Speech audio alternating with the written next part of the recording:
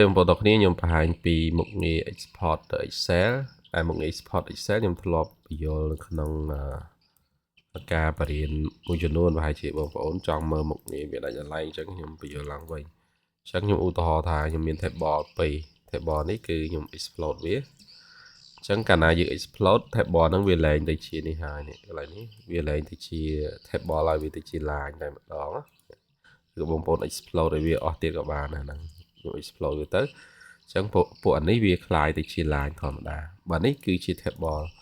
អញ្ចឹងនៅក្នុងមុខងារ export Excel របស់ខ្ញុំគឺយើងមាន2លក្ខខណ្ឌនៅពេលដែលបងប្អូនចុចអញ្ចឹងវានឹងសួរយើងថាយើងចង់រើសទម្រង់ជា grid ឬក៏ជា table អានេះគឺជាទម្រង់ជា grid ចំណែកនេះគឺជាទម្រង់ជា table អញ្ចឹងបើយើងចុចយក table បងប្អូនត្រូវប្រកាសថានេះមិន select លើនេះយើងមក select លើវាមានពេលនេះយើងអាច copy ក៏បានយើងអាច export ក៏បានដែរអញ្ចឹងឬក៏ទាំងពីរប៉ុន្តែជាច្រើនបើយើងយក copy ដោយសារយើងមានទម្រង់ជា form Excel ហើយអញ្ចឹងខ្ញុំ recommend ឲ្យបងប្អូនធ្វើការ copy ចាស់អញ្ចឹងយើងមក select នៅលើ table មានន័យថារបស់យើងបាន copy ហើយបងប្អូន control V នៅលើ Excel ទៅគឺយើងធ្វើការ pass ទិន្នន័យដែរឃើញទេបើថាពេលយើងធ្វើយើងមាន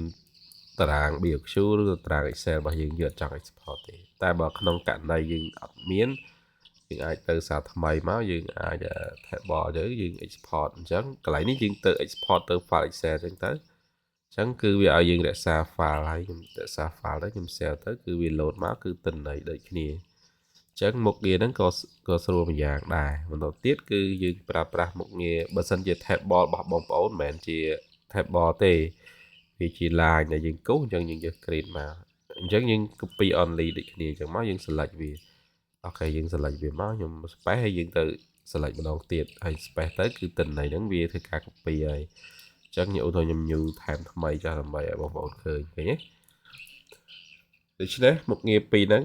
គឺស្រួលបងប្អូននៅក្នុងលក្ខខណ្ឌដែលយើងអត់មានជា table ឬក៏មានជា table បាទអរគុណ